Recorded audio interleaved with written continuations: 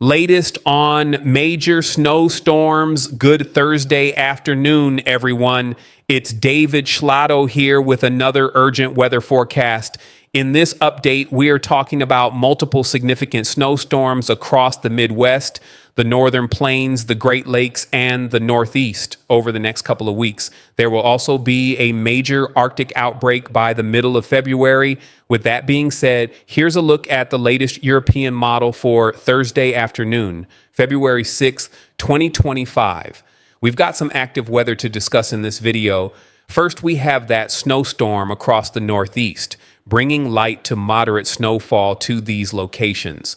There have also been icy conditions across Virginia and West Virginia, leading to power outages, with about 25,000 to 55,000 people without power due to ice accumulations. Meanwhile, across California, another windstorm is bringing heavy rainfall and heavy snowfall to higher elevations, but it's not as stormy as we saw a couple of days ago. However, when we get into the weekend and early next week, conditions are going to worsen, especially for the Great Lakes, upper Midwest, and Northeast, with occasional impacts in the Mid-Atlantic. You'll need to watch this video closely as multiple snowstorms will hit the same areas repeatedly.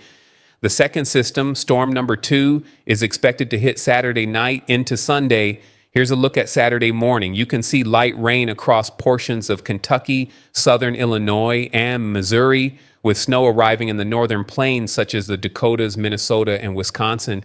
However, it's when we get into Saturday afternoon and evening that this system will impact the eastern half of the country. It will be particularly severe over Pennsylvania, the northern parts of Virginia, and Maryland, with ice beginning to accumulate by Saturday afternoon. By the early morning hours of Sunday, this will get worse. As you're sleeping, freezing rain will fall, turning into super cold raindrops that instantly freeze on surfaces like mailboxes, cars, sidewalks, streets, trees, and power lines. This will lead to ice accumulation, which causes power outages, tree damage, and infrastructure issues. In the northern tier of the storm, areas like northern Pennsylvania, downtown New York City, upstate New York, Buffalo, Watertown, Albany, and Syracuse are expected to receive moderate to heavy snowfall with storm number 2. This will quickly move through portions of New Hampshire, Vermont, southern Maine, Connecticut, and Massachusetts on Sunday morning. But that's just the beginning. The second system will move out, and the third one will follow closely. The third system will be more interesting due to the way the pattern is setting up. This is zonal flow, meaning while there isn't much action on Sunday night into Monday, don't be fooled. Monday afternoon, February 10th, will bring the next winter storm across the high plains, the Great Lakes, the Ozarks, and the Appalachian region on Tuesday morning. Depending on your location, conditions could be very dicey. In southern Kentucky, you may just see rain, but in the western part of Virginia, expect ice, which I've circled in black on the map. This system will continue and become a major problem by Tuesday afternoon. Again, the same areas that were impacted by the current winter storm and the one coming this weekend will be hit again on Tuesday. This is your third system impacting Pennsylvania, downtown New York, and Virginia. And it's going to be a mess with repeated snow and ice storms causing havoc. But it doesn't end there. There's a fourth system coming. The fourth winter storm is expected to form across Oklahoma. If you're in Kansas or Missouri, expect more snow in the high plains.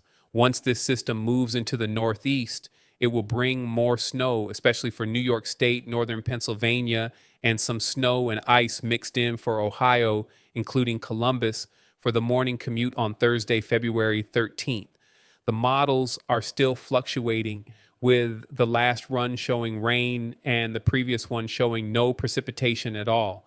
There's some uncertainty as this is still 7 days out, but it seems likely that we will see another storm develop around Wednesday next week, kind of around that Thursday or Friday timeframe, just in time for your Valentine's weekend, which falls on Friday, right? And right after that, the Super Bowl is coming up. Actually, the Super Bowl is this Sunday, I believe, if my memory serves me correctly.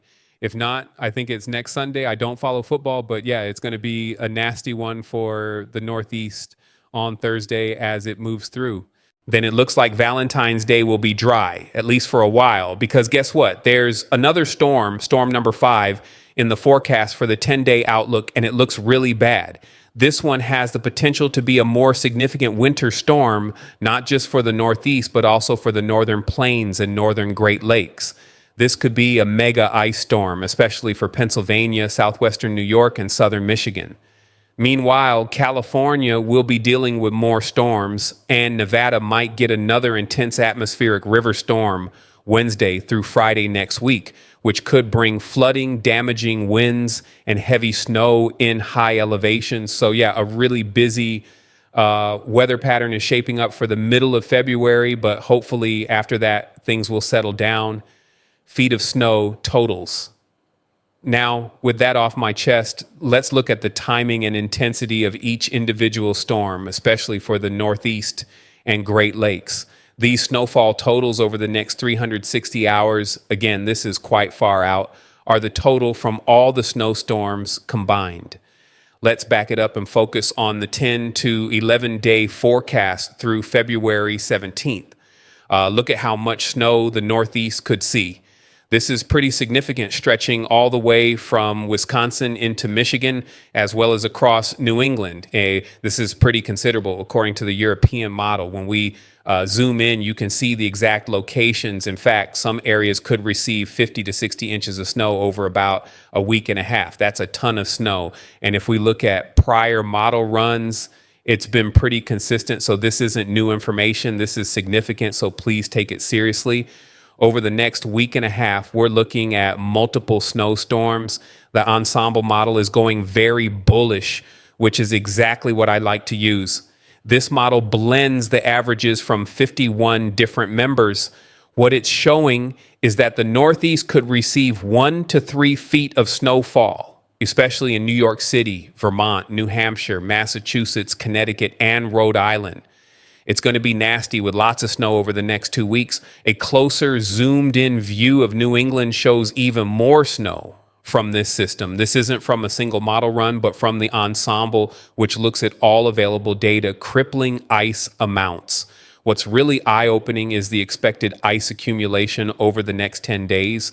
While this is subject to change, we know it's been consistent with each new model run. We're seeing ice accumulations in Pennsylvania, New Jersey, and the southern half of New York with anywhere between 1/10 of an inch and as much as 3/4 of an inch or even 1 inch of ice over the next 10 days. That's a big deal. If this actually verifies, we'll see substantial widespread power outages, downed trees, and dangerous road conditions, making travel almost impossible. There will likely be car accidents and spinouts as well, especially with this amount of ice. Inches of rainfall totals are also looking concerning, especially for the Ozarks and the Appalachian region. According to the European model, over the next 10 days through February 16th, the southeastern United States could see anywhere from 4 to 8 inches of rainfall, including areas in the Ozarks and the Appalachians. Depending on which model you look at, the GFS model is showing even more extreme numbers. The 18Z run is coming in right now, and we'll be watching to see how that plays out. As we speak, I won't be providing that in today's video since it will be released a little earlier than usual. But you can see right here in Tennessee, northern Alabama, and Georgia, there could be anywhere from 6 to maybe 10 inches of rainfall according to that model.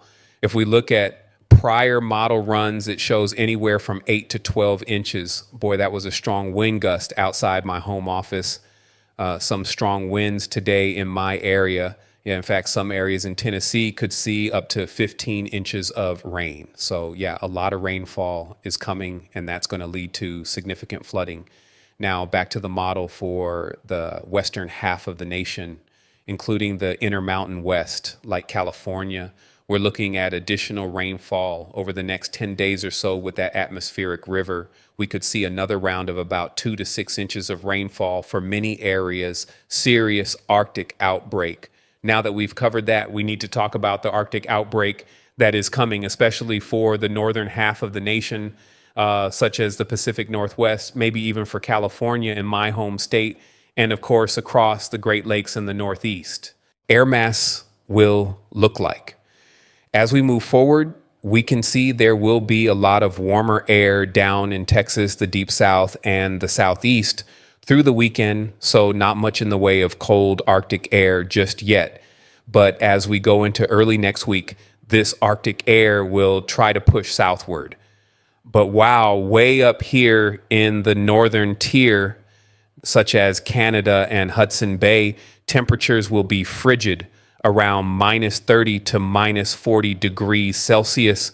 What does this mean at the surface? Well, it means it's going to be really cold.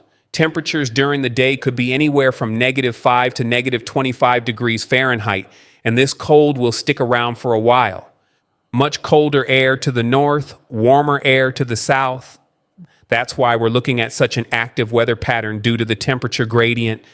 This cold stretch will continue through the middle of February, and it doesn't look like it will get any better. It will stay cold, perhaps through the foreseeable future into late February. If you found this video helpful, detailed, and informative, please don't forget to subscribe to the YouTube channel, hit the bell notification icon, and smash that like button if you haven't already. Let's get this video to 500 likes. I think we can do it. And very importantly, please share this video with your family and friends on social media. Otherwise, thank you all for watching, and I'll see you back here tomorrow.